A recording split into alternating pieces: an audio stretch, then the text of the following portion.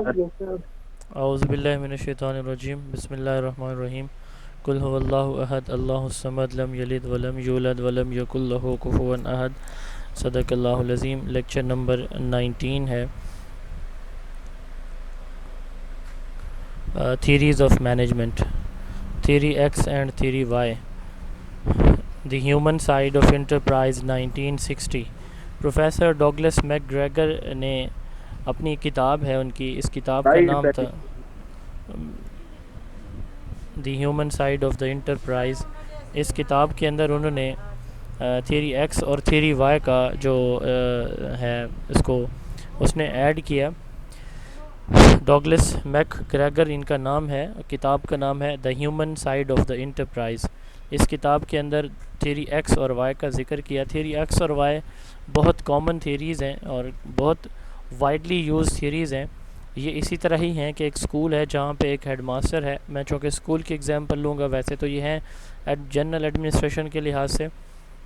अब वहाँ पे एक स्कूल के अंदर एक हेडमास्टर है, वो क्या करता है, वो हर एक काम अपनी मर्ज़ी से करता है। वो ये समझता है कि उसकी जो टीम है ना, ये बड़े कामचोर टीम है, ठीक है, ये साथ सही तरह से नहीं पढ़ाने वाले, ये उस वक्त तक नहीं पढ़ाते जब तक मैं इनके सर पे ना खड़ा हूँ या इन पे सख्ती ना करूँ। वो डिसिप्लिन को मेंटेन रखने के लिए, मामलात को नॉर्मल रूटीन में फंक्शनल रखने के लिए सख्ती करता है। डिसीजन मेकिंग ख़ुद करता है, किसको कौन सा सब्जेक्ट कौन सी क्लास देनी है वो ख़ुद डिसाइड करेगा। एक दफ़ा डिसाइड कर लेगा तो उस पर इम्प्लीमेंट करवाएगा। जो वर्कर्स हैं उनकी नीड्स, उनकी ओपिनियंस, उनसे सजेशन किसी हवाले से ना ली जाएंगी, ना प्लानिंग टाइम, ना डिसीजन मेकिंग टाइम, ना इम्प्लीमेंटेशन टाइम।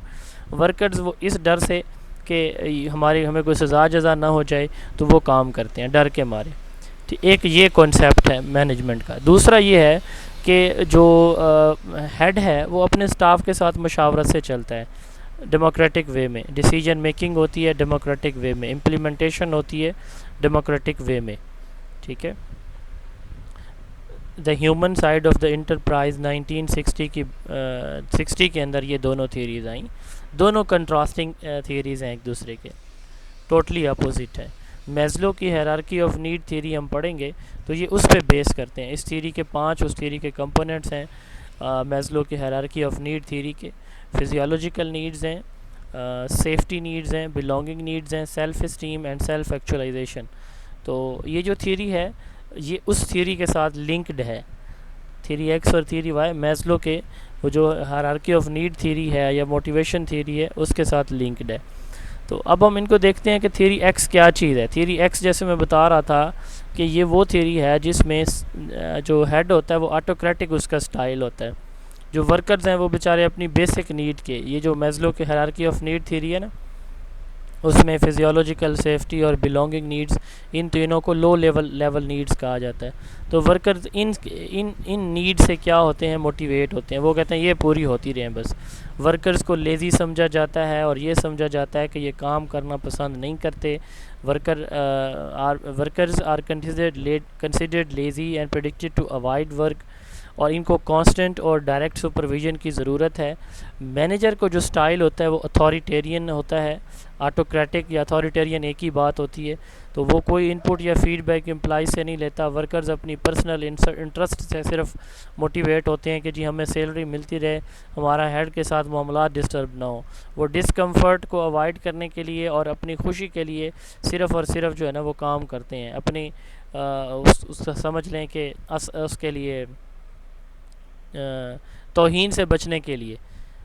इसमें कंट्रोल और इंसेंटिव प्रोग्राम यूज़ किए जाते हैं, यानी जहाँ पे काम ठीक ना हो रहा वहाँ पे टाइट कंट्रोल ही होगा। अगर कोई अच्छा काम करेगा तो उसको अप्रिसिएशन भी मिलेगी। इसमें boss is always considered right, ये सवाल आ चुका है। नो म्यूचुअल शेयरिंग, ये भी पूछा जा चुका है, ठीक है, कि ये कौन सी थ्योरी का फीचर है। टाइट कंट्रोल होता है। Manager is not caring is not caring the workers need. Responsibility सारी की सारी किसके पास होती है, मैनेजर के पास होती है। ये डिसिप्लिन को मेंटेन रखने के लिए, रूल्स को इम्प्लीमेंट करने के लिए ये थ्योरी यूज़ की जाती है। ऑटोक्रेटिक या अथॉरिटेरियन एक ही बात होती है। दूसरी थ्योरी है जी मैकग्रेगर की थ्योरी वाई। इसमें वर्कर्स को ambitious, self directed, self motivated समझा जाता है। अब पहली थ्योरी कह रही थी कि वर्कर लेज़ी हैं, ये थ्योरी कह रही है कि वर्कर्स एम्बिशियस हैं, ठीक है, सेल्फ डायरेक्टेड हैं और मोटिवेटेड हैं, वो काम करना चाहते हैं। ठीक है, तो employees have a choice and they prefer to do a good job as representation of self actualisation. मैंने बताया कि मैस्लो की थीरी के 5 लेवल्स हैं, self esteem and self actualisation. ये थीरी जो है ना, थीरी वाई, ये कहती है कि वो सेल्फ एक्चुअलाइज होते हैं, यानी वो खुद करना पसंद करते हैं काम को। सेल्फ एस्टीम कहते हैं कि अपना मुहासबा हर वक्त करते रहना, तो ये इसमें सेल्फ एक्चुअलाइजेशन और सेल्फ एस्टीम का एलिमेंट पाया जाता है। ठीक है, उसमें तो फिजियोलॉजिकल नीड है, मतलब सैलरी की बात कर लें, सेफ्टी की बात कर लें, रिलेशनशिप बचाने के चक्कर में होते हैं पिछली थ्योरी में। तो इसमें वो इनको इन चीज़ों की परवाह नहीं होती, वो मोटिवेटेड होते हैं, वो काम करने को फ़र्ज समझते हैं अपना। डेमोक्रेटिक मैनेजमेंट होती है इसके अंदर, डेमोक्रेसी उस जगह पे होती है जहाँ पे वर्कर्स और लीडर म्यूचुअली आपस में डिस्कशन के साथ जो है ना वो कोई काम करते हैं। म्यूचुअल शेयरिंग होती है, वर्कर्स की ओपिनियंस की रिस्पेक्ट की जाती है, एक दूसरे के ऊपर इंटरडिपेंडेंस होती है, मिल के काम करते हैं। फीडबैक जो वर्कर्स का है, टीचर्स का, उसको कंसीडर किया जाता है। वर्कर्स रिस्पॉन्सिबिलिटी लेते हैं, उसमें थ्योरी एक्स में हेड रिस्पॉन्सिबिलिटी लेता है, इसमें वर्कर्स लेते हैं। वर्कर्स और मैनेजर के दरमियान एक कोलैबोरेशन का इन्वायरमेंट एग्जिस्ट कर रहा होता है इस थ्योरी में। ठीक है, और इसमें बहुत थोड़ी सुपरविजन की ज़रूरत होती है, और वहाँ पे हमने कहा कि डायरेक्ट और इमीडिएट सुपरविजन की ऑल द टाइम ज़रूरत होती है। तो ये दो कंट्रास्टिंग थ्योरीज थी, theory X and theory Y, ये डॉगलस मैकग्रेगर की दी हुई थी। तीसरी एक थ्योरी दी थी डॉक्टर विलियम आउची ने, इसको कहते हैं थ्योरी जी। ये एक सेकंड पर्सन की दी हुई है, theory Z, how American business can meet the Japanese challenge.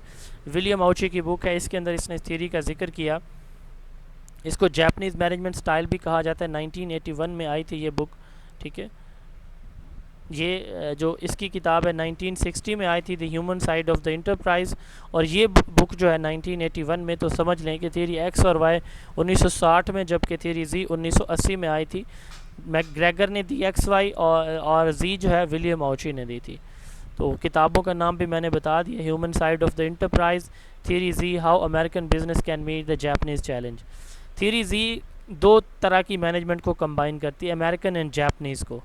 American और जापानीज़ जो मैनेजमेंट है उसमें क्या होता है कि ज़्यादातर जो फोकस होता है ना वो वर्कर्स की फ्रीडम के ऊपर होता है, उनको मुकम्मल आज़ादी दी जाती है, और इतना काबिल और लॉयल और वफादार और सेल्फ एक्चुअलाइज समझा जाता है वर्कर्स को कि उनको बग़ैर सुपरविजन के भी वो अपना काम इंतहाई ईमानदारी से करते हैं। Focused on increasing employees' loyalty to the organization and well-being of the employees and their satisfaction. A huge amount of trust and freedom with the workers. बहुत ज़्यादा उसमें अमाउंट में, तो उसमें rely on attitude and responsibilities of the workers. सारी की सारी जिम्मेदारी किसके पास होगी?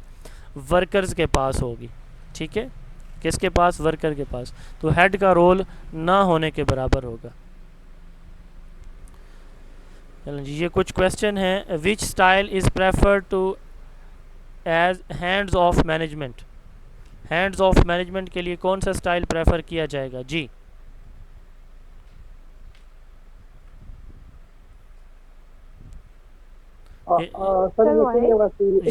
यानी सब कुछ किसी दूसरे के सब कुछ किसी दूसरे के हाथ में दे देना, इसको हैंड्स ऑफ मैनेजमेंट कहा जाता है। ये थ्योरी जी होगी। विच style need quick decision making? अब सावधान, अगर वो मशवरे पे जाएगा तो टाइम लग जाएगा, तो क्विक डिसीजन थ्योरी एक्स में वो लेगा। Which style foster creativity? Y, theory Y के अंदर, क्योंकि सारे मिल के काम कर रहे होंगे, head manager. Which style is related to transformational? Transformational leadership कहते हैं जिसमें वर्कर्स मेंबर मिल के करते हैं, theory Y. Which style is related to transactional leadership, जिसमें सिर्फ मैनेजर साहब कुछ करता है, ये थ्योरी एक्स होगी। ठीक है जी, ये कुछ क्वेश्चंस हैं। ये ट्रांजैक्शन और ट्रांसफॉर्मेशनल को आज हम पढ़ेंगे भी सही, बल्कि कल शायद पढ़ें, या चलें देखते हैं जब भी पढ़ेंगे। अब उसके बाद है जी साइंटिफिक, ये कुछ वो बेसिक थीरीज थी, ये कुछ और थीरीज हैं। साइंटिफिक मैनेजमेंट थीरी और ऑपरेशनल मैनेजमेंट थीरी से मुतालिक पेपर में एक्स वाई जी साइंटिफिक और ऑपरेशनल से मुतालिक एक सवाल लाजमी पेपर में आता है। ठीक है जी, साइंटिफिक मैनेजमेंट और ऑपरेशनल मैनेजमेंट से मुतालिक पेपर में एक सवाल अक्सर जो है वो पूछा जाता है।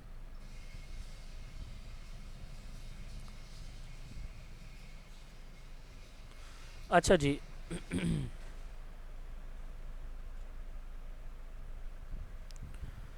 Henry Fayol Frederick Winslow Taylor जो है, इसको फादर ऑफ साइंटिफिक मैनेजमेंट माना जाता है। क्यों? क्योंकि इसने साइंटिफिक मैनेजमेंट थ्योरी दी थी। फ्रेडरिक विंस्लो टेलर ने किताब लिखी the principle of scientific management. ठीक है, इसके अंदर इसने साइंटिफिक मैनेजमेंट की बात की थी। साइंटिफिक वर्ड कब यूज़ होता है, कहाँ यूज़ होता है? जब आप किसी भी प्रॉब्लम को आइडेंटिफाई करते हैं, आइडेंटिफिकेशन के बाद उसकी उसकी रीज़न्स तलाश करते हैं। ठीक है, और फिर उसके रीज़न तलाश करने के बाद उसको जो है ना प्रैक्टिकल उसका सोल्यूशन आप निकालते हैं।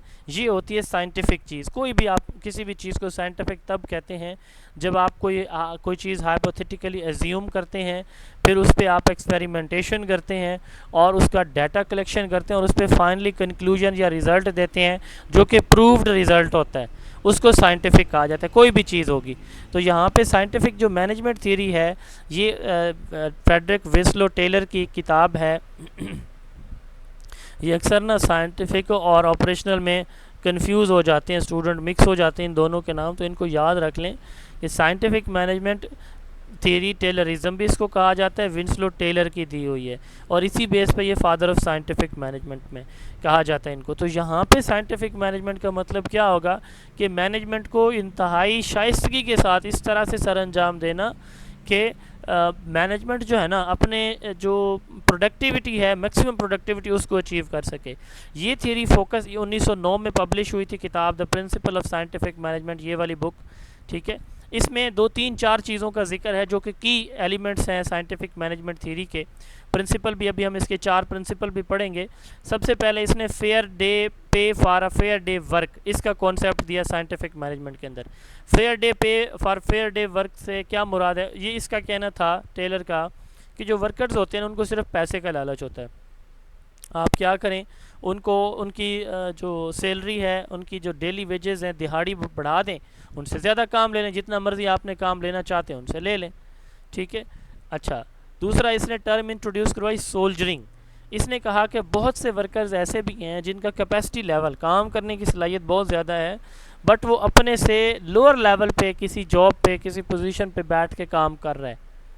इसको सोल्जरिंग का कॉन्सेप्ट, मिसाल के तौर पर एक टीचर है ना, वो सेकेंडरी लेवल पे पढ़ा सकता है, मतलब वो अभी तक 4वीं 5वीं के बच्चों को पढ़ा रहा है, लेकिन उसके अंदर पोटेंशियल है कि वो 9वीं 10वीं के बच्चों को भी पढ़ा लेता है, लेकिन वो पढ़ा निचली क्लासेस को रहा है।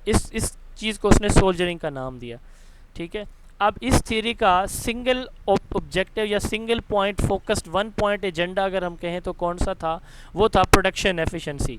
ये मैंने कहा कि जनरल एडमिनिस्ट्रेशन में है की थ्योरीज़ हैं, तो इसका फोकस किस चीज़ के ऊपर? ज़्यादा से ज़्यादा पैदावार बढ़ाई जाए। इंडस्ट्री में, सनत के अंदर, फैक्ट्री के अंदर ज़्यादा से ज़्यादा, कपड़े की फैक्ट्री कपड़ा ज़्यादा से ज़्यादा बनाया जाए, जूते के जूता ज़्यादा से ज़्यादा बनाया जाए, जो भी है। हम इसको स्कूल में अगर रखेंगे तो इसका मतलब ज़्यादा से ज़्यादा टीचिंग लर्निंग होगी, ज़्यादा से ज़्यादा पढ़ाई होगी। ठीक है। Cooke work under Taylor, Cooke ने भी टेलर के अंडर काम किया, उसने म्यूनिसिपल और इंडस्ट्रियल मैनेजमेंट पे फोकस किया था कुक ने। जी, ये टेलर है ना, इसने जनरल एडमिनिस्ट्रेशन की बात की थी, इंडस्ट्रियल की। ठीक है। इसके 4 प्रिंसिपल हैं। Replace the working by rule of thumb, यानी ट्रेडिशनल मेथड्स को आप ख़त्म करें और मॉडर्न मेथड अडॉप्ट करें, साइंटिफिक मेथड। मिसाल के तौर पर पहले ये होता था कि एक वर्कर आया ना जी किसी भी फैक्ट्री के अंदर, उसने 5 साल वो पहले जो है ना मज़दूर के तौर पर काम करेगा, उसके बाद उसकी प्रमोशन होगी अगली किसी पॉइंट पे, उसके बाद अगली, उसके बाद, ये एक ट्रेडिशनल वे चल रहा था। तो साइंटिफिक मैनेजमेंट थ्योरी के अंदर replace the working by rule of thumb, वो जो फिक्स रूल है आपका बनाया हुआ, फिक्स रूल बना हुआ है, उसको रिप्लेस कर दें। रिप्लेस वर्किंग, आप वर्किंग देखें किसी बंदे की कि वो किस हद तक कौन सा काम कर सकता है, उसके मुताबिक उसकी सिलेक्शन करें, ना कि वो जो ट्रेडिशनल मेथड है उनसे। दूसरा साइंटिफिक सिलेक्शन, वर्कर्स की जो सिलेक्शन करें ना तो उनकी सलाहियतों की बुनियाद पे करें, उनकी सलाहियतों को पहले जज करें और फिर उनको अपॉइंट करें, ये साइंटिफिक सिलेक्शन है। Monitor the workers performance and provide instruction, workers जब काम कर रहे हो तो उनको चेक करते रहें और जब ज़रूरत पड़े उनको ट्रेनिंग दें। और डिवीजन ऑफ वर्क, उनको काम डिवाइड करके दें। ये साइंटिफिक मैनेजमेंट थी। इसमें ये कहा जाता था कि ह्यूमंस को मशीन की तरह आप ट्रीट करें, जिस तरह मर्जी जो है ना आप उनसे काम लें वो आपको काम देंगे, जिस तरह आप उनसे काम लेना चाहेंगे वो क्या करेंगे, आपको काम देंगे। साइंटिफिक मैनेजमेंट में मज़ीद कुछ जो इम्पोर्टेंट नेम्स हैं वो कौन कौन से हैं, मैं आपको नोट्स भेज दूँ ग्रुप के अंदर, स्लाइड का में भी आप लोगों को इशू है, थोड़ा सा वेट करें। नोट्स भेज दिए मैंने ग्रुप में, अभी आपको मिल जाएंगे। अच्छा, कुछ और नाम हम बात कर रहे थे, कौन कौन से हैं, Taylor, Lawrence Gantt, Frank, Lillian and Gilbert, ये सारे नेम्स एसोसिएटेड हैं किस चीज़ के साथ, साइंटिफिक मैनेजमेंट के साथ। फ्रैंक एंड गिलबर्ट ये हस्बैंड वाइफ थे, team of science and engineering, इसके जो है ना वो इसमें काम करने वाले हस्बैंड और वाइफ थे, ये सवाल भी आ चुका है। तो साइंटिफिक मैनेजमेंट थ्योरी को क्लासिकल मैनेजमेंट थ्योरी कहा जाता है। लफ्ज़ क्लासिकल मैनेजमेंट या क्लासिकल जब भी यूज़ होगा ना, इस याद रखिएगा, इसका मकसद होगा कि वर्कर्स को मशीन की तरह, इंसानों को मशीन, अब मशीन है ना, पंखा है ना, अब मैं भाई की शॉप पे हूँ आज, तो मैं सुबह से आके बैठा हूँ, कूलर फ़ैन चल रहा है, जब से आए हैं चल रहा है और नॉन स्टॉप चल रहा है, एक ही स्पीड से चल रहा है। ह्यूमन इस तरह काम नहीं कर सकते, ह्यूमंस की एक स्पेसिफिक कैपेसिटी है, 1 घंटा काम करेंगे, दे नीड रेस्ट। मैं मुसलसल 4 घंटे नहीं पढ़ा सकता किसी को। तो साइंटिफिक मैनेजमेंट थ्योरी कहती है कि इनको मशीनों की तरह काम करवाएं, ये करेंगे, पैसे का लालच दें, जिएंगे मरेंगे करेंगे। अब साधारण गरीब बंदा करता है बेचारा। क्लासिकल मैनेजमेंट थ्योरी इसी पर बिलीव करती है, याद रखिएगा, कि काम लें बस, इसका फोकस प्रोडक्शन के ऊपर होगा, वर्क के ऊपर होगा, आउटकम के ऊपर होगा, टारगेट यानी जो भी आप कह लें उसके ऊपर होगा कि वो अचीव करना है, जैसे मर्जी करें। कोई ह्यूमन रिलेशंस को, ह्यूमन नीड्स को, इंसान की मजबूरियों को, मसाइल को इग्नोर करके इस पे फोकस होता है हर क्लासिकल मैनेजमेंट थ्योरी का। ठीक है। टेलर मेंटल रेवोल्यूशन, टेलर ने अपनी उसमें मैनेजमेंट के अंदर एक और बात भी की, उसने मेंटल रेवोल्यूशन की बात की। मेंटल रेवोल्यूशन से क्या मुराद है कि जो माइंड सेट है ना उसको चेंज किया जाए। किसको? माइंड सेट को चेंज किया जाए। ये तो एक उसका कॉन्सेप्ट था साइंटिफिक, इस तरह से लिया जाए काम। एक उसने एक और एस्पेक्ट भी डिस्कस किया मैनेजमेंट के अंदर, मेंटल रेवोल्यूशन का, change in attitude of the workers and management towards one another from competition to cooperation. यानी फिर उसने एक उससे एक हटके एस्पेक्ट पे भी बात की, वो ये था मेंटल रेवोल्यूशन। क्या मतलब कि वर्कर्स के दरमियान कंपटीशन को छोड़ के कोऑपरेशन पे ले आए, लेकिन अगेन टारगेट वही था कि वर्क को बढ़ाया जाए। ठीक है, उनके दरमियान कंपटीशन ना रखा जाए, तो वो मिल के काम करें जिस इदारे में भी कर रहे हो। तो ये मेंटल रेवोल्यूशन थी। इसके 3 एलिमेंट्स बताए उसने। All out efforts for increase in production, जैसे मैं बता रहा था कि सारी की सारी इन एफर्ट्स का मकसद एक ही होगा, प्रोडक्शन बढ़ाई जाए हर सूरत। दूसरा, creation of spirit of mutual trust and confidence, workers का आपस में एक दूसरे के साथ म्यूचुअल ट्रस्ट और कॉन्फिडेंस बनाया जाए। डेवलपिंग अ साइंटिफिक एटीट्यूड, हर एक प्रॉब्लम को साइंटिफिक वे में सॉल्व करने की स्किल डेवलप की जाए वर्कर्स के अंदर। तो ये 3 जो है वो कंपोनेंट थे मेंटल रेवोल्यूशन के। प्रोडक्शन बढ़ाया जाए, म्यूचुअल ट्रस्ट इंक्रीज़ किया जाए, प्लस साइंटिफिक वे में प्रॉब्लम्स को सॉल्व करने की स्किल डेवलप की जाए। अच्छा, अब ना इसके बाद एल्टन मायो एक ऑस्ट्रियन न्यूरोलॉजिस्ट थे, ऑस्ट्रिया के, ये बैठे हैं, ऑस्ट्रियन न्यूरोलॉजिस्ट थे एल्टन मायो। इसने ना टोटली अपोज किया टेलरिज्म को। इसने कहा कि टेलर साहब को खौफ खुदा करें, आप क्या चाहते हैं कि ह्यूमंस मशीन की तरह काम कर सकते हैं? ये अनएथिकल, अनरियलिस्टिक है। ह्यूमंस हैं, वो मशीन्स नहीं हैं। आप प्रोडक्टिविटी बढ़ाने के लिए ह्यूमंस को एज अ मशीन ट्रीट नहीं कर सकते। तो इसने एक टोटली अपोजिट एस्पेक्ट इंट्रोड्यूस करवाया मैनेजमेंट के अंदर, वो है ह्यूमन रिलेशंस पर्सपेक्टिव थ्योरी। यानी इस थ्योरी का पर्सपेक्टिव पहलू को कहते हैं। ह्यूमन रिलेशंस, वर्कर्स के दरमियान रिलेशन के पहलू मैनेजमेंट के अंदर, ये इसकी थ्योरी है। यानी फोकस क्या होगा कि वर्कर्स के दरमियान ग्रुप डायनामिक्स, उनके अंदर टीम वर्क, कोऑपरेशन, ये चीज़ें इंट्रोड्यूस करवाई जाएं, बढ़ाई जाएं, ताकि वर्कर्स मिलकर काम करें। इसने हाथॉर्न एक्सपेरिमेंट परफॉर्म किया। अब हाथॉर्न किसको कहते हैं? हाथॉर्न ये है कि मैं अब पढ़ा रहा हूँ ना, तो बाहर से कोई एक्सपर्ट बंदा जो मेरी फील्ड से रेलिवेंट वो आएगा तो मैं ज़्यादा एफिशिएंटली पढ़ाना शुरू कर दूँ। जब इसी तरह आप कोई काम कर रहे हैं तो छोटा बच्चा नमाज़ पढ़ रहा होता है तो आप उसको तवज्जो देते हैं तो और तवज्जो और इन्हिमाक के साथ नमाज़ पढ़ना शुरू कर देता है।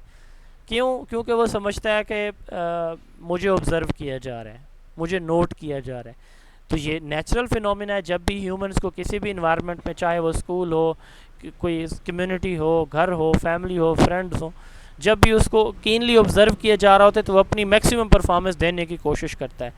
इसने यही बात की, इसने कहा कि वर्कर्स को आप ऑब्जर्व करें, ठीक है, कीनली, क्लोज रिलेशन के साथ, करीब से, तो वो ऑब्वियसली अपना वर्क बढ़ाएंगे।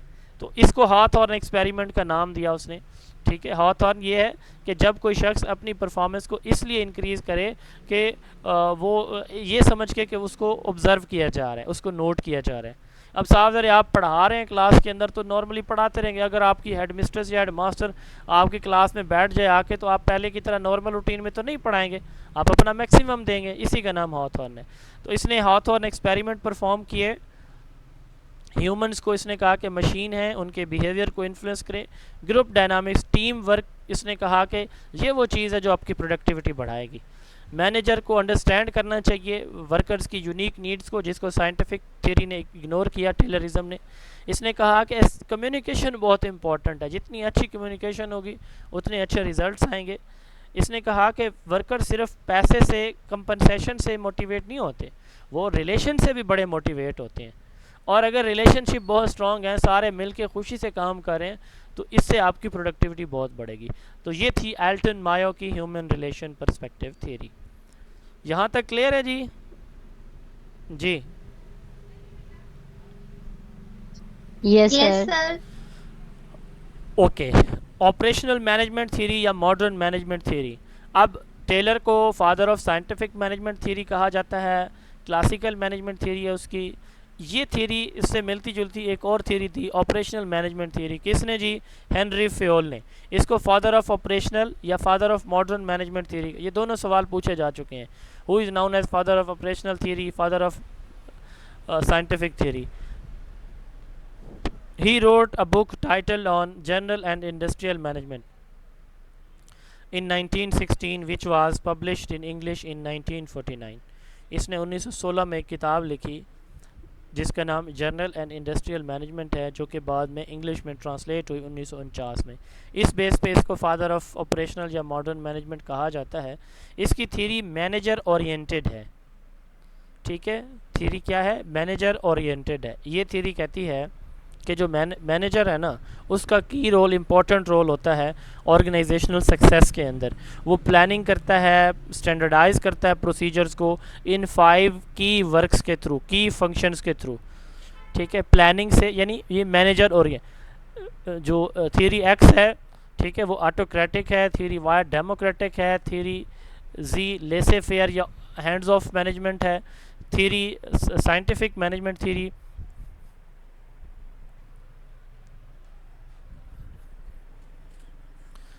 साइंटिफिक मैनेजमेंट थ्योरी जो है वो हम कहते हैं कि जो है वो प्रोडक्शन एफिशिएंसी पे फोकस करती है। ऑपरेशनल जो हमने ह्यूमन रिलेशन थ्योरी देखी है, उसका फोकस जो है वो रिलेशंस, ग्रुप डायनामिक्स के ऊपर है। ये थ्योरी मैनेजर ओरिएंटेड। की कंपोनेंट्स इसके क्या हैं? Planning, organising, coordinating, commanding and controlling. कल आपने पढ़े भी हैं, quick planning, organising, coordinating, controlling. ये 5 जो है ना वो की एलिमेंट्स हैं इसके। इसने 14 प्रिंसिपल दिए। ये आपको सारे तो याद करने की ज़रूरत नहीं है, बस ये आपको पता होना चाहिए कि 14 प्रिंसिपल ऑपरेशनल मैनेजमेंट थ्योरी की हैं। और ये शायद ये सवाल आया भी है कि 14 प्रिंसिपल मैनेजमेंट के किसने दिए हैं, तो ये हेनरी फेयोल ने दिए हैं। डिवीजन ऑफ वर्क, वर्क तकसीम करके देना। अथॉरिटी एंड रिस्पॉन्सिबिलिटी, वर्कर को और इदारे को मैनेज करने की अथॉरिटी और रिस्पॉन्सिबिलिटी हेड के पास होती है। डिसिप्लिन को मेंटेन करना हेड का काम है। Unity of command and unity of direction. Unity of command से मुराद एक ही बंदा है जो सुप्रीम बॉस है किसी भी इदारे का, मेन सरबरा एक ही है। ये यूनिटी ऑफ कमांड है, एक ही बंदा है जिसके हाथ में इदारे की बागडोर है। यूनिटी ऑफ डायरेक्शंस, जो इंस्ट्रक्शंस आ रही हैं वो भी एक ही बंदे के ज़रिए से आ रही हैं, ठीक है, एक ही वे से आ रही हैं, ठीक है। ये नहीं है कि हर बंदा अलग अलग अपनी अपनी जो है ना वो दे रहा है, डायरेक्शन दे रहा है। सबऑर्डिनेशन ऑफ इंडिविजुअल इंटरेस्ट, इसमें ये सबऑर्डिनेशन ऑफ इंडिविजुअल इंटरेस्ट का मतलब ये है कि वर्कर्स की नीड्स पे जो है ना इदारे के गोल्स, उनको ज़्यादा प्रेफरेंस दी जाती है। रेम्यूनरेशन, मुआवजा प्रॉपर दिया जाए। सेंट्रलाइजेशन, अख्तियारात का चंद लोगों के हाथों में होना, ठीक है। ये सवाल कई दफ़ा पेपर में डिसेंट्रलाइजेशन और सेंट्रलाइजेशन आ चुका है। फ़र्क मैं समझा देता हूँ। एक स्कूल है, उसमें एक हेड ऑफ़ इंस्टीट्यूट है, हेड मास्टर हेड मिस्ट्रेस है, फिर एक सीनियर टीचर है, उसके साथ एक और सीनियर टीचर है। तो जब अख्तियारात सिर्फ हेड के पास हैं या सिर्फ एक और टीचर के पास हैं, इसको कहते हैं सेंट्रलाइजेशन। अब कोई प्राइमरी स्कूल प्राइमरी पोर्शन का सरबराह बना हुआ है, कोई एलिमेंट्री का, कोई सेकेंडरी का, कोई जनाब अला पूरे स्कूल का, तो अब जो है ना अख्तियारात डिवाइड हो गए, इसको कहते हैं डिसेंट्रलाइजेशन। इसी तरह जब गवर्नमेंट है या कोई भी इदारा है, उसमें जो अख्तियारात हैं, ठीक है, डिसीजन मेकिंग पावर्स हैं, वो चंद लोगों के पास हों, बहुत थोड़े या चंद लोगों के पास हों, इसको कहते हैं सेंट्रलाइजेशन। और जब डिसीजन मेकिंग प्लानिंग के अख्तियारात बहुत से लोगों के पास हों, उसको कहते हैं डिसेंट्रलाइजेशन। ऑपरेशनल मैनेजमेंट सेंट्रलाइजेशन पे फोकस करती है। स्केलर चेन, इसका मतलब ये होता है कि जो वर्कर्स हैं ना, उन जो लोएस्ट लेवल पे बैठा बंदा काम कर रहा है और जो हाईएस्ट रैंक ऑफिसर है, तो उसकी प्रॉपर एक हायरार्की होनी चाहिए। हर एक को पता हो कि मेरे ऊपर कौन है, उसके ऊपर कौन है, उसके ऊपर कौन है, मैंने किसको जवाब देना है, उसने आगे किसको देना है, उसने आगे किसको देना है। ठीक है, आप जैसे देखें डिस्ट्रिक्ट लेवल पे एक सीईओ होता है, उसके नीचे होते हैं 3 डीओ पंजाब के अंदर। ठीक है, डीओ एलिमेंट्री मेल होता है, तमाम मेल एलिमेंट्री और प्राइमरी स्कूलों का। इसी तरह डीओ एलिमेंट्री फ़ीमेल होती है, तमाम बॉयज़ तमाम गर्ल्स प्राइमरी एलिमेंट्री स्कूल्स की। एक डीओ सेकेंडरी होता है, तमाम गर्ल्स और बॉयज़ हायर सेकेंडरी स्कूल का। पूरे डिस्ट्रिक्ट में ये 3 डीओज़ होते हैं सीओ के नीचे। उसके नीचे फिर डिप्टी डीओ होते हैं हर तहसील में, उसके नीचे एईओ होते हैं, उनके नीचे हेड होते हैं। अब ये देखें, ये एक चेन है, इसको कहते हैं स्केलर चेन, हायरार्की बनी हुई है। ठीक है, अच्छा, उसके बाद देखें ऑर्डर, एक नज़्म ज़ब्त होगा प्रॉपर। इक्विटी, लोगों को उनकी ज़रूरत के मुताबिक, उनकी कैपेसिटी के मुताबिक काम दिया जाएगा। Stability of the tenure of the personal, ये नहीं होगा कि 2 दिन के लिए किसी को अपॉइंट करके फिर हटा लिया जाएगा, तो प्रॉपर एक टेन्योर वाजे किया जाएगा कि इस पीरियड के लिए ये यहाँ पे काम करेगा। इनिशिएटिव, नए नए इनिशिएटिव लिए जाएंगे, नए नए रास्ते पैदा किए जाएंगे। ये सवाल पेपर में आ चुका है। एस्पिरिट डी कॉप्स का मतलब क्या होता है? वर्कर्स के दरमियान जो म्यूचुअल ट्रस्ट है, म्यूचुअल अंडरस्टैंडिंग है, ये डेवलप करना, ये चौथा आखिरी और मोस्ट इम्पॉर्टेंट प्रिंसिपल है। इस स्लाइड से यूनिटी ऑफ कमांड की डेफिनेशन, यूनिटी ये इसकी कौन सी, एस्पिरिट डी कॉप्स की और सेंट्रलाइजेशन, ये 3 डेफिनेशंस पूछी जा चुकी, मैंने बता दी है। ये आगे शायद कहीं इनकी डेफिनेशन भी हम देखेंगे। बहरहाल यूनिटी ऑफ कमांड की और सेंट्रलाइजेशन की डेफिनेशन नहीं लिखी हुई, मैंने आपको समझा दी है, इसको लिख लीजिएगा। पीटर ड्रूकर मैनेजमेंट थ्योरी, कुछ जगहों पे, बहुत थोड़ी जगहों पे पीटर ड्रूकर को भी मॉडर्न मैनेजमेंट का बाबा या बानी माना जाता है, लेकिन बहुत कम। ज़्यादातर किसको माना जाता है मॉडर्न मैनेजमेंट थ्योरी का? हेनरी फेयोल को, ऑपरेशनल और मॉडर्न मैनेजमेंट थ्योरी का। तो की प्रिंसिपल आप गूगल करेंगे तो आपको ये मिलेगा, बुक्स के अंदर आपको हेनरी फेयोल मिलेगा, तो इसलिए दोनों को मैंने मेंशन किया हुआ है। तो मैनेजमेंट बाय ऑब्जेक्टिव, इसने एमबीओ का कॉन्सेप्ट दिया। Drucker propose that manager should define clear objectives for themself and their teams. ठीक है, अब ये एमजीओ का, एमबीओ का, मैनेजमेंट बाय ऑब्जेक्टिव्स, इसके की प्रिंसिपल हैं। दूसरा है डिसेंट्रलाइजेशन एंड एम्पावरमेंट। एक तो ऑब्जेक्टिव क्लियर हो, दूसरा पावर डिसेंट्रलाइज हो, यानी हर लेवल पे पावर डिस्ट्रीब्यूट की जाए। मिसाल के तौर पर प्राइमरी पोर्शन है, एलिमेंट्री है, सेकेंडरी है, हर लेवल पे की जाए। नॉलेज, वर्क एंड प्रोडक्टिविटी, जो काम किया जाए ना जी, उसका वर्क हो और प्रोडक्टिविटी पे फोकस किया जाए। अच्छा, उसके बाद द स्मार्ट मेथड, ठीक है, specific, observable, specific, measurable, achievable, realistic and time specific. ये जो है ना आपके गोल्स होने चाहिए। ये हम पहले भी एक दफ़ा पढ़ चुके हैं, बिहेवियरल ऑब्जेक्टिव का स्मार्ट, ये सवाल पेपर में पूछा जा चुका है, स्मार्ट स्टैंड्स फॉर। तो ये 5 प्रिंसिपल्स हैं पीटर ड्रूकर मैनेजमेंट थ्योरी के। ठीक है जी, उसके बाद एक और नया एलिमेंट आया मैनेजमेंट के अंदर, और ये जो एलिमेंट है ये क्या कहलाता है? Bureaucratic theory. सवाल कई दफ़ा पेपर में पूछा जा चुका है कि ब्यूरोक्रेटिक थ्योरी के फाउंडर कौन से हैं? Who introduce the concept of bureaucracy in management. ये सवाल कई दफ़ा पेपर के अंदर जो है ना वो पूछा जा चुका है। तो ये सवाल किसने टर्म इंट्रोड्यूस करवाई थी? ठीक है, max weber. Sir max weber ने। यस, मैक्स वेबर ने, यस। तो ये जो आपके असिस्टेंट कमीशन एसी और डीसी होते हैं, डीपीओ होते हैं, एसपी बनते हैं जो लोग सीएसएस और पीएमएस के थ्रू, तो ये बेसिकली हमारे यहाँ यही ब्यूरोक्रेसी है और वर्ल्ड वाइड भी इसी को ब्यूरोक्रेसी माना जाता है। जर्मन सोशियोलॉजिस्ट, ये सवाल भी पूछा जा चुका है, max weber was German sociologist. इसकी किताब है, ये किताब है the Protestant ethic and the spirit of capitalism, the Protestant ethic and the spirit of capitalism, max weber की किताब है। इसके अंदर इसने मैनेजमेंट के अंदर एक नया रास्ता पैदा किया, उसका नाम क्या था? Bureaucracy in management. ब्यूरोक्रेसी किसको कहते हैं? इसके की कंपोनेंट कौन कौन से हैं? हाईली स्ट्रक्चर्ड, बहुत ही मुनज़्ज़म, फॉर्मल, इम्पर्सनल ऑर्गेनाइजेशन। तीसरा है इम्पर्सनल, मतलब कोई वर्कर्स की परवाह नहीं होगी। और अब इसको मैंने बहुत ज़्यादा बोल्ड करके लिए, believe in authority of the manager. तो मैनेजर को ऑल इन ऑल कर दिया जाता है यहाँ पे, वो जो मर्जी फैसला करे, जो मर्जी डिसीजन मेकिंग करे, मतलब यानी पावरफुल बना दिया जाता है मैनेजर को। जैसे आपको पता है एसी डीसी हमारे यहाँ होते हैं, फ़िरौन बने होते हैं। 90% जो भी, मतलब ये है कि निचले तबके से आते हैं, फिर यही लोग होते हैं, इनके पाँव ज़मीन पे नहीं टिकते। पाकिस्तान में अगर इस वक्त एक इदारे का मैं नाम ले नहीं सकता, उसके बाद सबसे ज़्यादा अगर कोई 2 नंबरी कर रहा है, दीमक की तरह चाट रहा है, तो वो ब्यूरोक्रेसी है। तो believe in authority power of the manager. तो इसमें मैक्स वेबर जो है वो इसके बाबा हैं, इस थियरी के। 1970 का डिकेड जो है ना, ये 1970 से 80, इसमें सबसे ज़्यादा फोकस किया गया ब्यूरोक्रेसी के ऊपर। मैक्स एबॉट का नाम भी आता है ब्यूरोक्रेसी थ्योरी के अंदर, कि उसने भी स्कूल लेवल की ब्यूरोक्रेसी है, इस पे बात की थी। इसने कहा कि school organisation is a highly developed bureaucracy. तो यहाँ पे भी समटाइम जो हेड होता है वो ब्यूरोक्रेट बना होता है।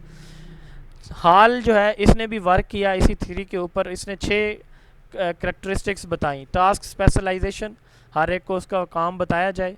हायरार्किकल अथॉरिटी हो, मैंने बता दिया अभी थोड़ी देर पहले हायरार्की क्या होती है। सिलेक्शन फॉर्मल वे में हो, रूल्स एंड रिक्वायरमेंट प्रॉपर हो, इम्पर्सनल होगी, कैरियर ओरिएंटेशन ट्रेनिंग दी जाएगी। यानी फोकस किस चीज़ के ऊपर है? Authority of the power of the manager, इस पे फोकस है। ठीक है, एक है मैनेजर ओरिएंटेड होना, मैनेजर लीड करके चल रहा है, और एक ये है कि मैनेजर जो है ना वो ऑटोक्रेटिक स्टाइल में है और सब कुछ खुद कर रहा है।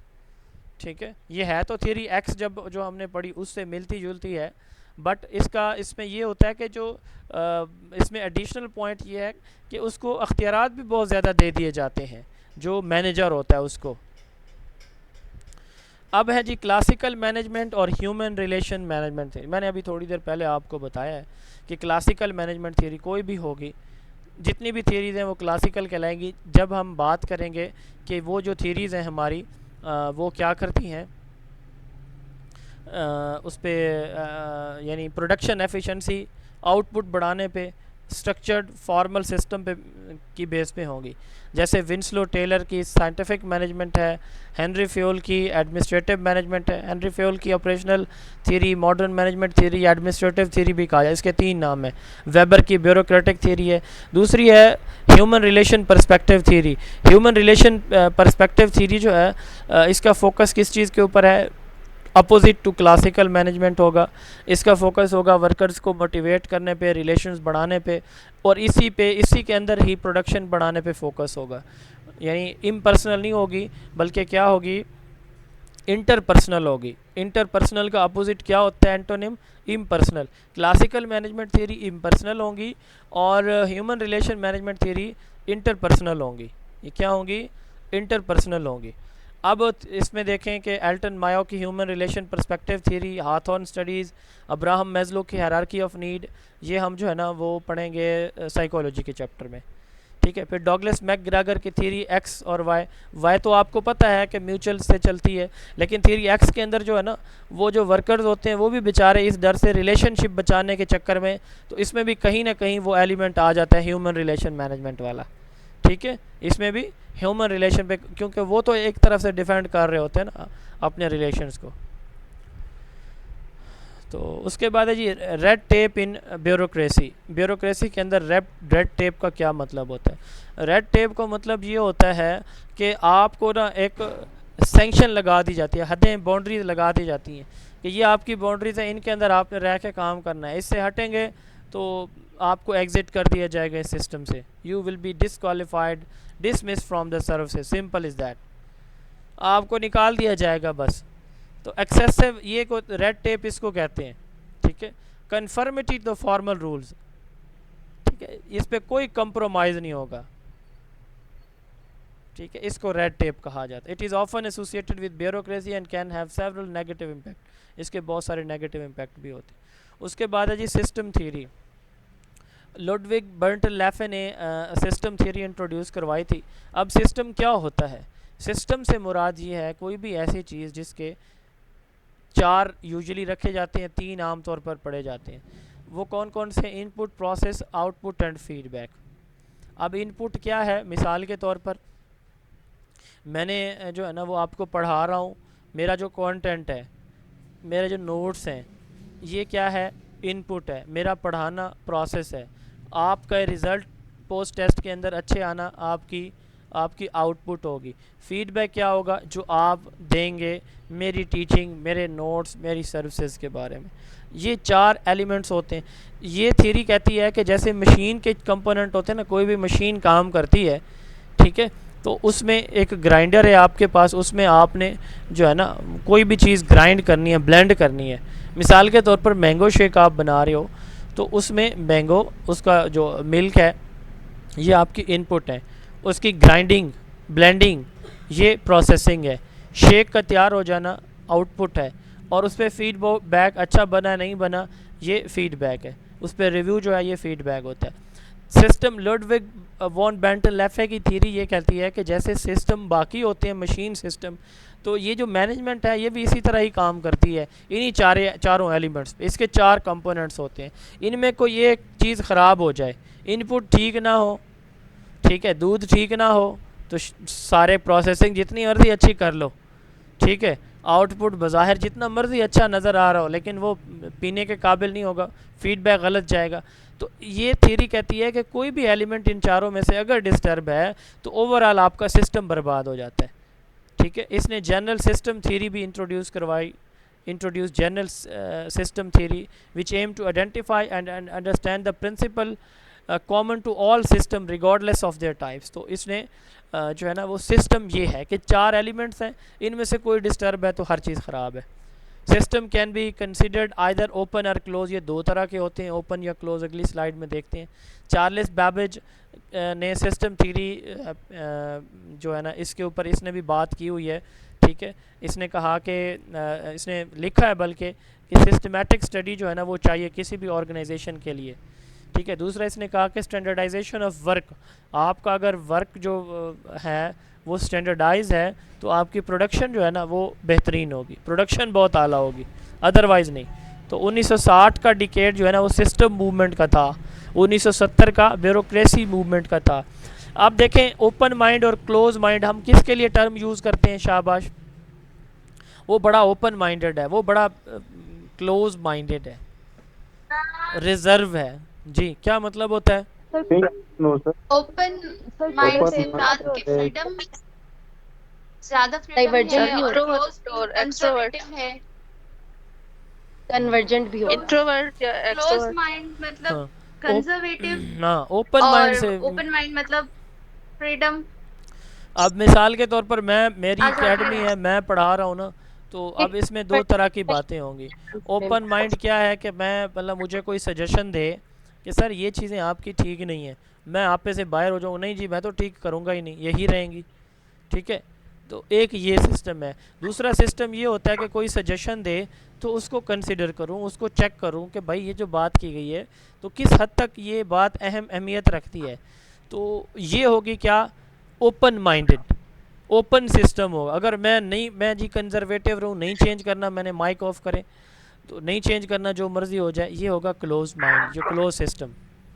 तो ओपन सिस्टम जो है ना ये एक्टिव और डायनामिक होता है, इन्वायरमेंट के साथ इंटरेक्ट करता है, बाहर की इनपुट से, फीडबैक से इन्फ्लुएंस होता है, ये एक्सचेंज होता है आउटसाइड वर्ल्ड के साथ, रेस्पॉन्सिव होता है इन्वायरमेंटल कंडीशन में, इन्वायरमेंटल चेंजेस में, चेंजेस के साथ। चेस्टर बर्नार्ड जो है इसका सबसे बड़ा प्रोपोनेंट था ओपन सिस्टम का, कि सिस्टम ओपन होना चाहिए। इसके साथ साथ कार्ड्स एंड कोहन बड़े उनके नाम भी वेल नाउन है ओपन सिस्टम के साथ। ठीक है, ओपन सिस्टम अप्रोच जो है वो इन्होंने दी थी। They identified organisational behaviour by mapping the repeated cycle of the input, throughput, output and feedback. अब थ्रूपुट प्रोसेसिंग को कहा जाता है।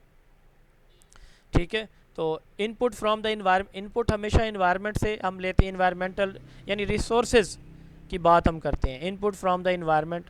ठीक है, प्रोसेस द इनपुट इंटरनली, थ्रूपुट्स हम प्रोसेस करते हैं इंटरनली इदारे के अंदर।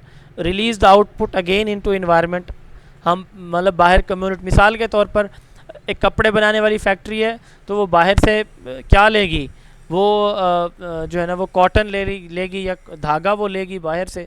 अब प्रोसेसिंग फैक्ट्री के अंदर हो रही है, कपड़ा बाहर भेजा जाएगा, फीडबैक भी बाहर से ही आएगा। ठीक हो गया। अगर तो आपकी टीचिंग और बाहर से आने वाला फीडबैक रिलेट हो जाते हैं, मिल जाते हैं, ठीक है, दोनों सेम है, तो इसका मतलब ये हुआ कि आपका सिस्टम इक्विलिब्रियम में है, बैलेंस में है, अदरवाइज नहीं है। दूसरा होता है close system, insensitive to environmental deviation, ये एक्सचेंज नहीं करते अपने रिसोर्सेज को, रिस्पॉन्सिव नहीं होते इन्वायरमेंटल स्टिमुलस के। टेलर और मैक्स वेबर इसके साथ जुड़े हुए हैं, वो कहते हैं कि बस जो हमारा टारगेट है ना, हमने उस पर फोकस रहना है, बाहर दुनिया जो मर्जी कहती करती रहे। ये ओपन और क्लोज सिस्टम है। उसके बाद है केओस, केओस कहते हैं अफरा तफरी को। अच्छा, अब ये हमारी क्लास हो रही है, अगर मैं सबसे कहूँ कि जी जिसके माइंड में जो बात आए वो बोलता रहे, आप 5-7 बंदे मुसलसल बोलते रहे, मैं भी बोलता रहूँ, किसी को कोई बात समझ लगेगी? जी no no sir. Sir. No sir.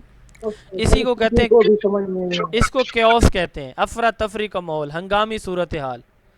ठीक है, केओस जो है ना बेसिकली ये थ्योरी फोकस करती है किस चीज़ के ऊपर, ये कहती है इसकी definition, chaos refer to state of complete disorder and confusion.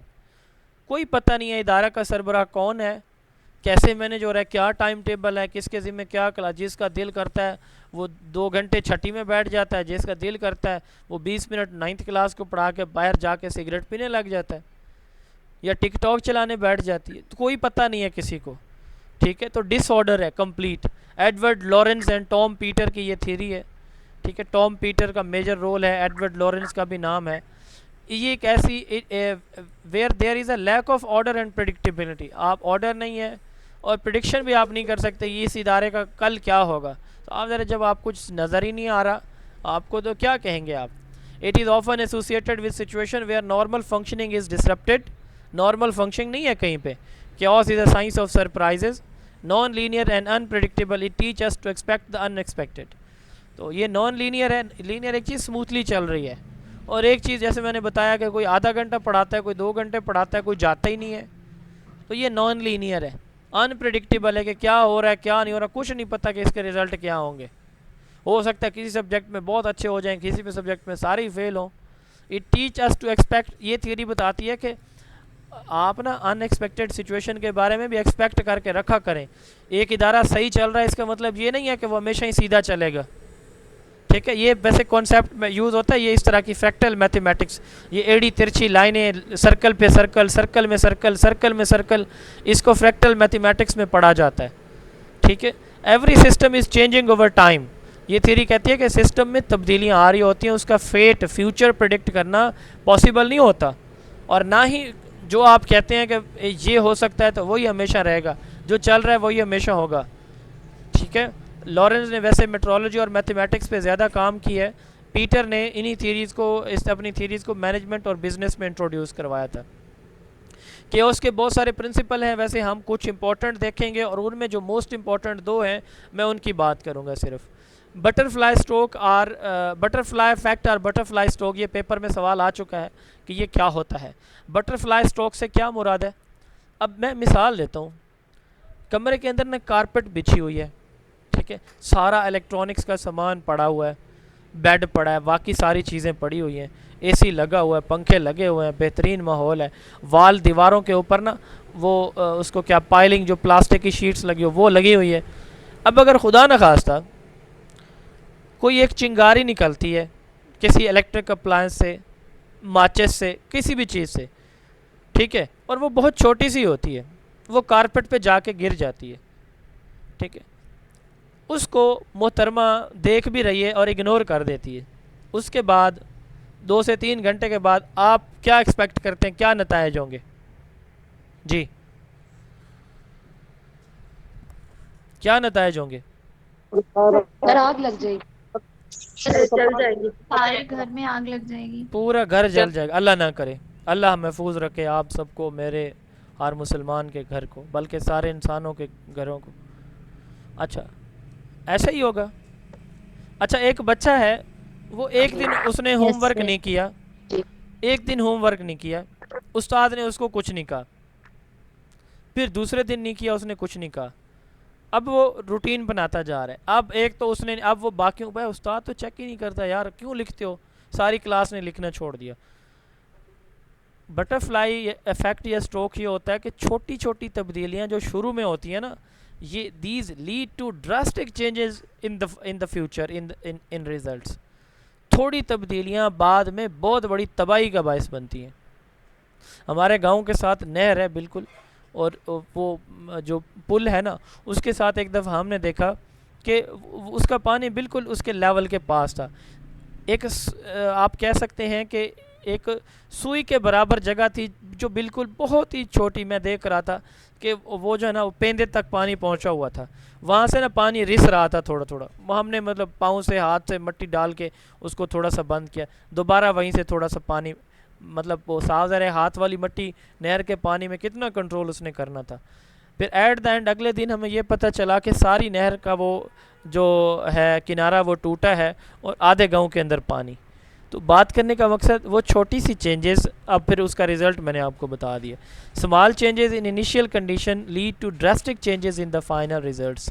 इसको कहते हैं बटरफ्लाई स्टॉक। घरों में अगर खुदा ना खास्ता मियाँ बीवी के, भाइयों के, बहनों के आपस में मामलात ख़राब हो जाए ना, तो कोशिश किया करें सुलह करने में, मफाहमत में पहल कर लिया करें, ठीक है, वरना फिर ये बटरफ्लाई स्टॉक होता है। छोटी छोटी बातों पे घरों के घर उजड़ते हैं, ठीक है, छोटी छोटी घरों पे नस्लों के नस्लें उजड़ जाती। तो खुदारा बटरफ्लाई स्टॉक को याद रखिएगा, जब भी कोई मसले हों तो स्टार्ट में ही उसको समझें कि ये बटरफ्लाई इफेक्ट हो रहा है, इसको ख़त्म करना है, इसको बढ़ाना नहीं है, वरना ये फिर ले जाएगा हमें तबाही की तरफ। Small changes in initial condition lead to drastic changing in the results. तो ये मैंने आपको बताना था। अनप्रिडिक्टेबिलिटी, आप प्रिडिक्ट नहीं कर सकते कि क्या होने जा रहा है कल को, ठीक है। ऑर्डर एंड डिसऑर्डर, क्योस जो है ना, ये ऑर्डर और डिसऑर्डर के दरमियान वाली सिचुएशन है, ठीक है। मिक्सिंग, कोई एक पॉइंट एक टीचर अच्छा पढ़ा रहा है, दूसरा नहीं पढ़ा रहा, तो ये मिक्सिंग होती है, ठीक है। यानी एक हिस्सा बहुत अच्छा पढ़ा रहा है तो वो इफेक्ट नहीं होगा, दूसरा नहीं पढ़ा रहा तो वो इफेक्ट होगा। फीडबैक आपको पता है, फ्रैक्टल जो है नेवर एंडिंग पैटर्न होता है। जब एक चीज़ इस तरह की जो उलझन एक दफ़ा पैदा हो जाती है ना, तो फिर उधर से बातें, उधर से बातें, उधर से कहानियाँ, उधर से कहानियाँ, फिर आग लगाने वाले, तीली लगाने वाले, जलती पे तेल छिड़कने वाले उधर भी अपना किरदार अदा करके आपके सामने आके जो है ना फरिश्ता बनने की कोशिश करेंगे, उधर से भी आपके सामने बैठ के उनकी शिकायत करेंगे कि जी मैं तो आपकी बड़ी हमदर्द हूँ, ये तो है ही ऐसी, है ही ऐसा। तो ये फ्रैक्टल है, नेवर एंडिंग पैटर्न। एक दफ़ा जो एक चीज़ बन जाती है उसको कोशिश कर ख़त्म करें, अगर उसमें उलझन दूसरी आ गई तो फिर तीसरी चौथी तो आनी ही आनी है। तो फ्रैक्टल कहते हैं किसी भी चीज़ का नेवर एंडिंग पैटर्न। जब एक मसला इदारे के अंदर बन जाता है, मिसाल के तौर पर एक टीचर ने एक बच्चे को सज़ा दे दी है, तो वो बच्चे ने जाके कम्युनिटी में बताया, तो एक को पता चला, दूसरे, तीसरे, वो आगे बात बढ़ती चली जाएगी, ये उस्ताद बच्चों को सज़ा देते। उसके बाद motion study, Frank and Lillian Gilbert, ये मियाँ बीवी थे, मैंने बताया है, team of science and engineering के। तो इन दोनों ने जो है ना वो मोशन स्टडी पे बात की, फ्रैंक एंड गिलबर्ट ने।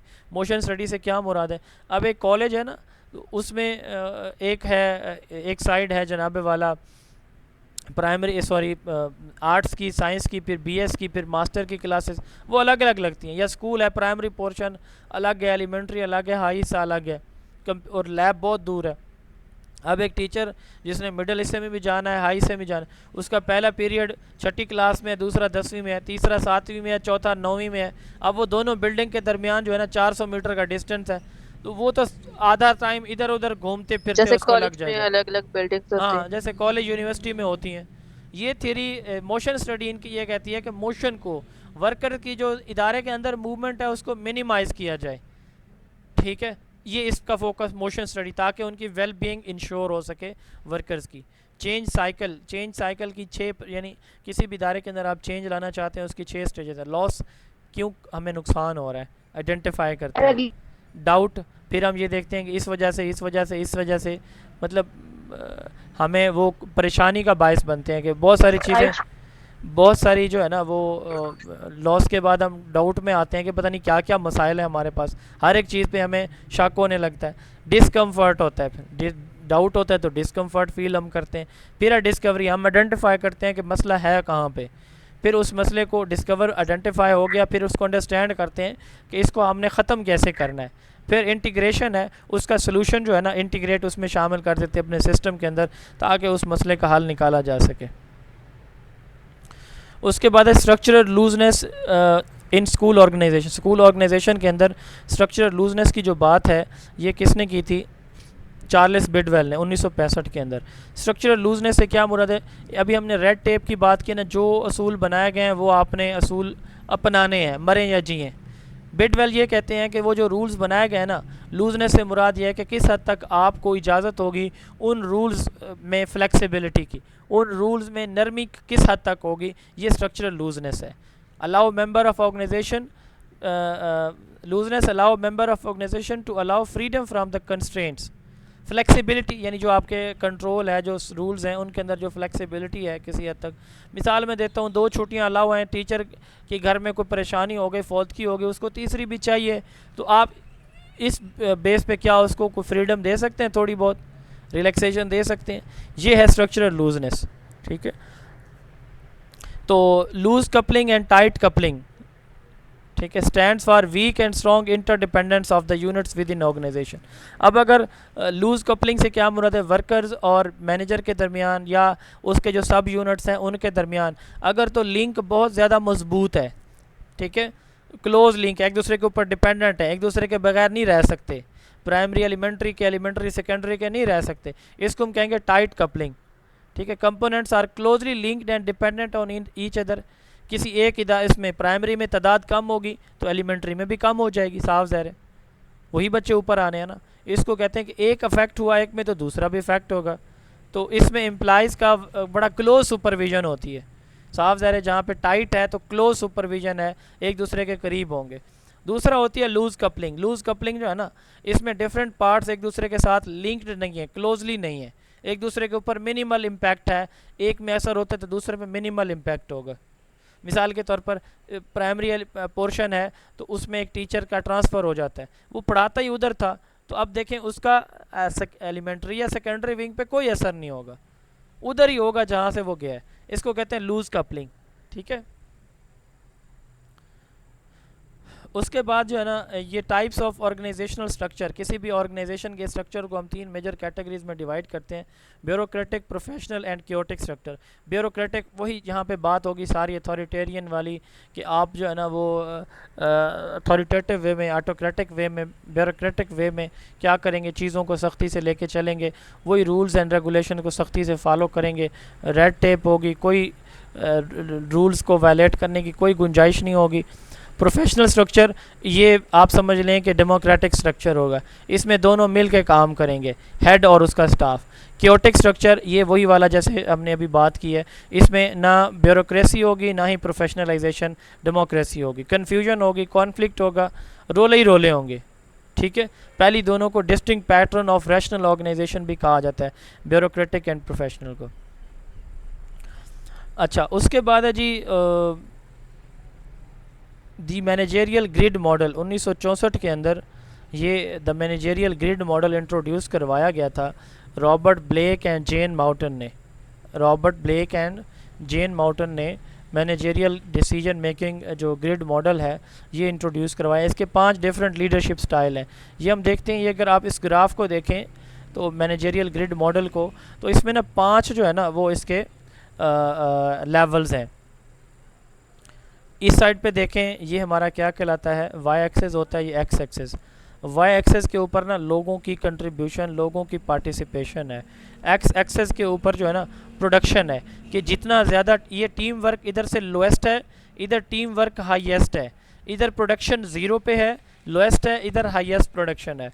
तो ये थ्योरी क्या कहती है? ये थ्योरी इम्पोवैरिश कहते हैं, यानी अब कहते हैं मुस्तहिक, गरीब, मुफलिस, नदार, इसके लिए टर्म यूज़ की जाती है इम्पोवैरिश मैनेजमेंट। इसमें ना तो टीम रिलेशन बहुत मजबूत होता है और ना ही कोई आउटपुट होती है, दोनों चीज़ें मिनिमम होती हैं, ठीक है।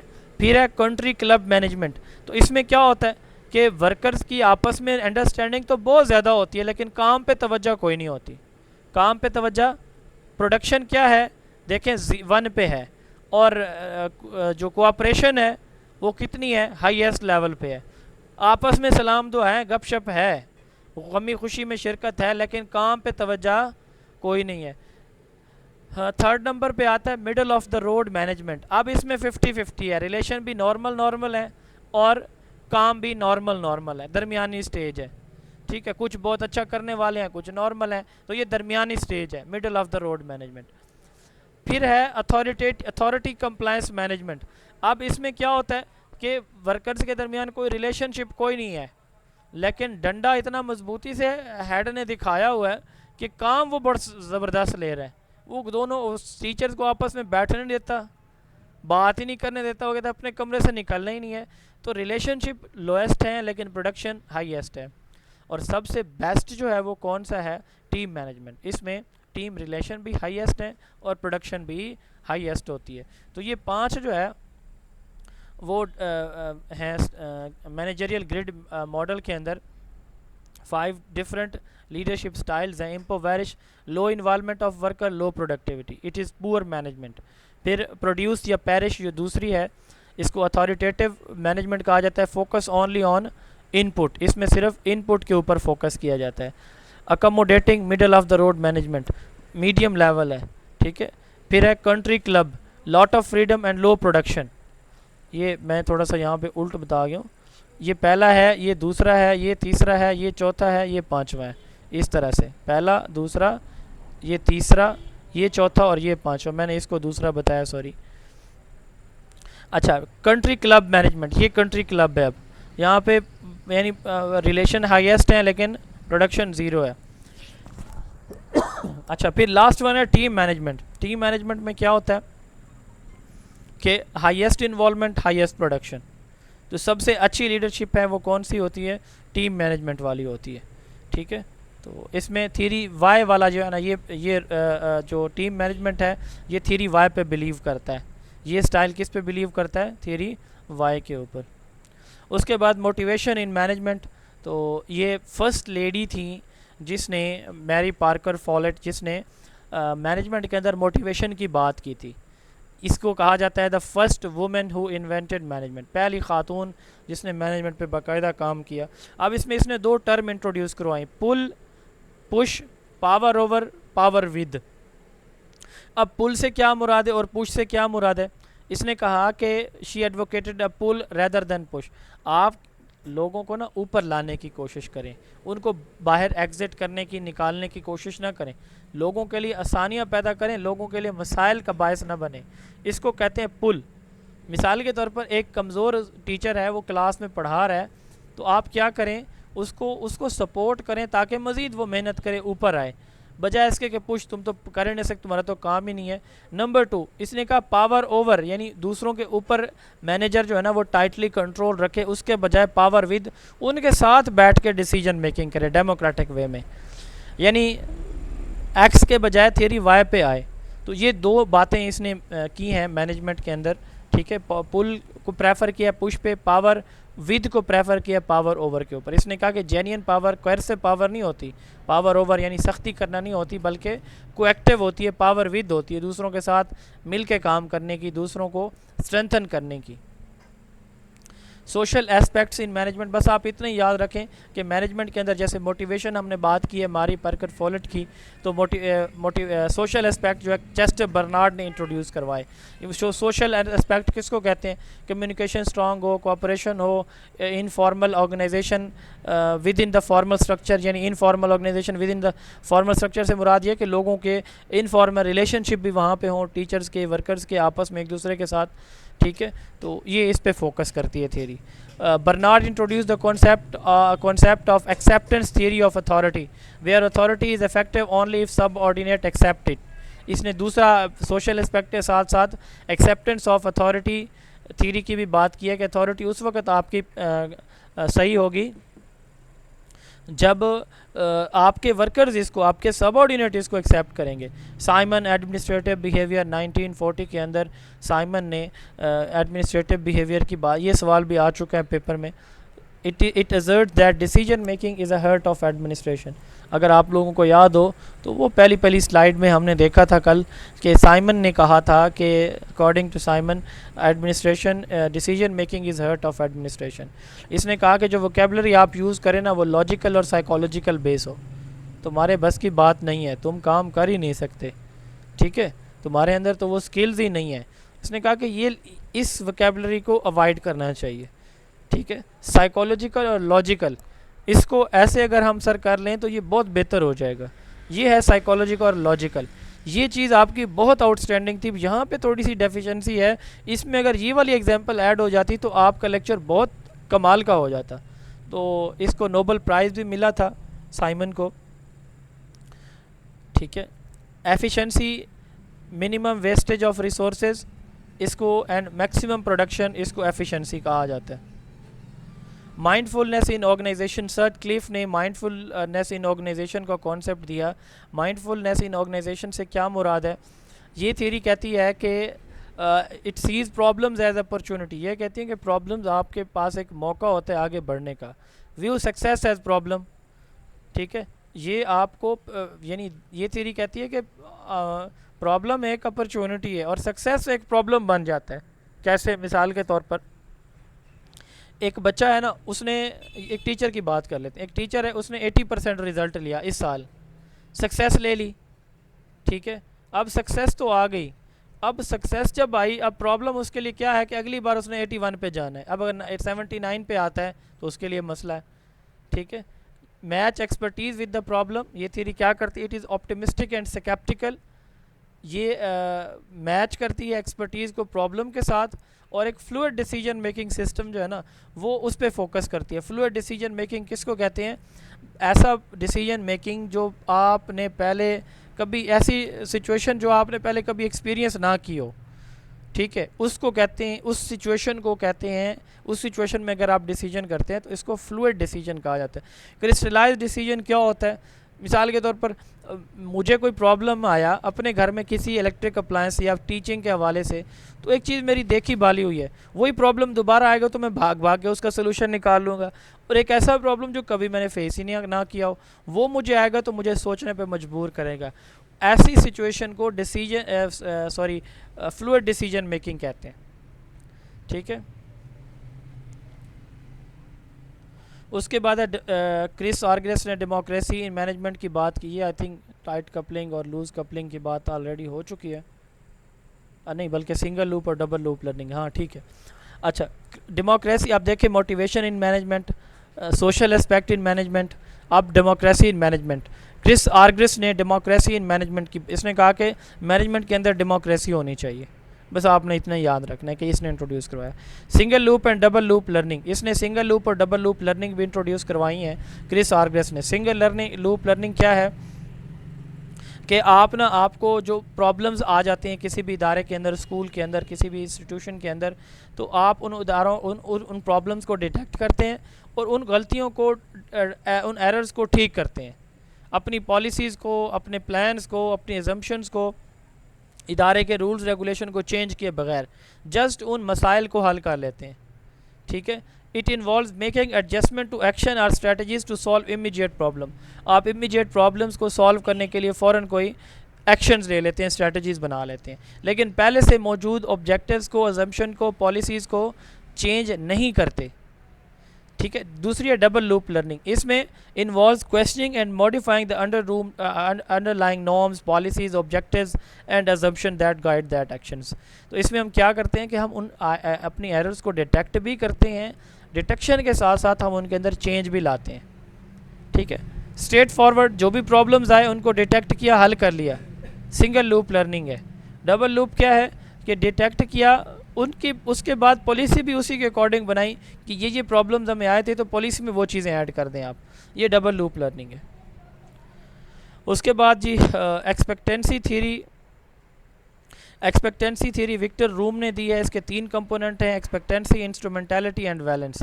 इसमें ना 3 तरह के रिलेशन है, एफर्ट परफॉर्मेंस रिलेशन एक्सपेक्टेंसी के साथ है, इंस्ट्रूमेंटलिटी परफॉर्मेंस और आउटकम रिलेशन है, वैलेंस आउटकम और रिवार्ड के साथ रिलेशन है।